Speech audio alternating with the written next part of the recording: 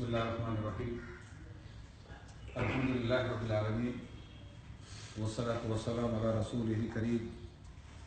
اما بعد الحمدللہ فضیلت الشیخ صلاح الدین مقبول احمد سلفی مدنی حفظہ اللہ اور ان کے رفقاء نے جو جمعیت اہل حدیث ہند ٹرسٹ قائم کیا تھا، الحمدللہ جمعیت کے اتحاد کی خاطر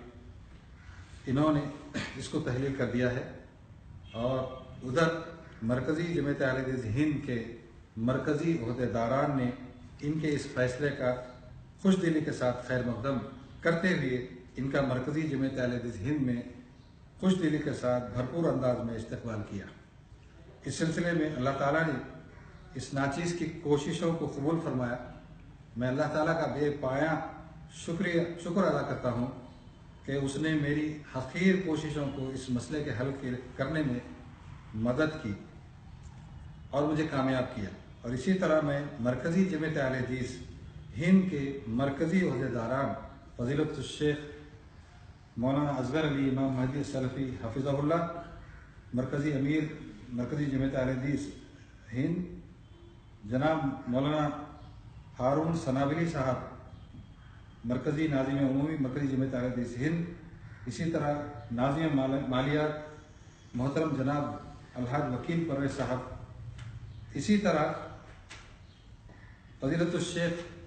صلاح الدین مقبول احمد سلفی مدنی حفظہ اللہ، فضیلت الشیخ شکیل احمد میرٹھی حفظہ اللہ، اور فضیلت الشیخ شہاب الدین سلفی حفظہ اللہ، جناب محترم حافظ یوسف صاحب وغیرہ ہی حفظہ اللہ کا تہ دل سے شکریہ ادا کرتا ہوں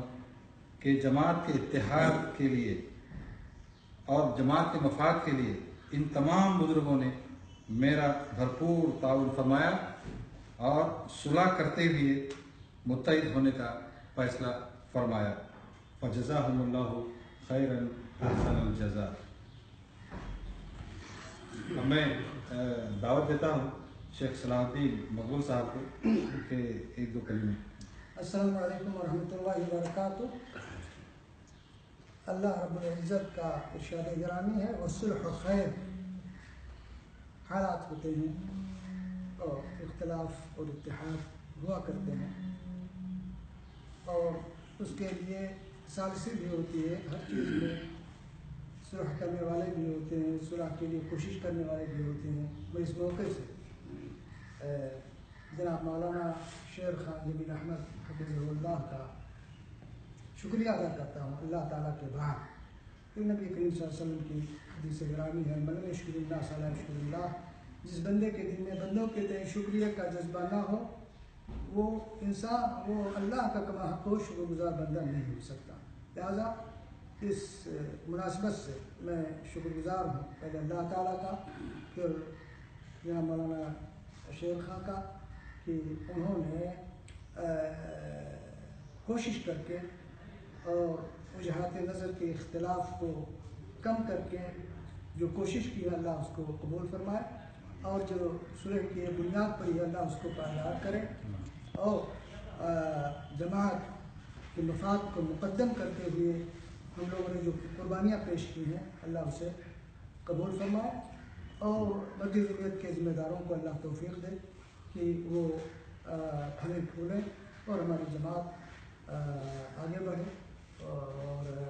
لوگ اس سے فائدہ اٹھائیں، اور جماعت ہماری ایک ایسے ٹریک پہ چلی جائے کہ پھر کسی فرد، کسی جماعت، کسی اس کی ضرورت نہ رہے۔ جماعتیں آتی جاتی رہیں گی ہمیشہ ہی، اگر کسی کو زیادہ مناسب ہوتی تو اللہ تعالیٰ کے نبی کریم صلی اللہ علیہ وسلم اس کے زیادہ مستحق تھے۔ وہاں جہاں بشیر من قبلک الخلد افإن مت فهم الخالدون۔ لوگ آتے جاتے رہیں گے، لیکن یہ جماعت انشاءاللہ ہمارے اسلام کی قائم کی ہوئی یہ رہے گی۔ لہذا ایک ایسا ٹریک آپ لوگ دے دیں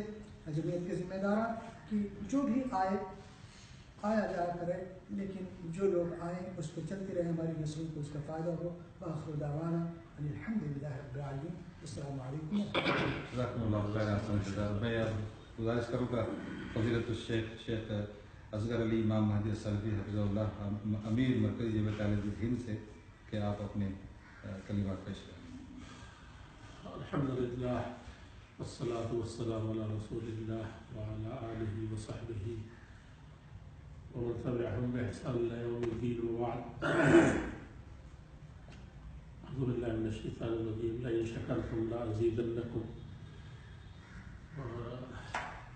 ہم اللہ جل شانہ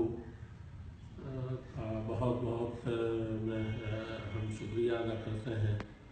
مرکزی جمعیت اہل حدیث ہند کے تمام ذمہ داران اور متعلقین اس توفیق پر اللہ جل شانہ کی جس نے ہم سب کو پیدا فرمایا ہے اور ہم سب کے دلوں کو جوڑنے کی اور توفیق عطا فرمائی ہے. پھر میں بہت زیادہ شکر گزار ہوں مولانا شیخ جمیل احمد برادر مکرم کا جنہوں نے بڑی کوشش کی اور جو دوریاں تھیں ہمارے بھائیوں میں ہم لوگوں میں کسی وجہ سے اللہ جل شانہ نے اس کو ہمارے دلوں کو جوڑ دیا اور ہم اکٹھا ہوئے اور اللہ جل شانہ سے دعا کرتے ہیں ہمارے اسلاف کی میراث مرکزی جمعیت اہل حدیث ہند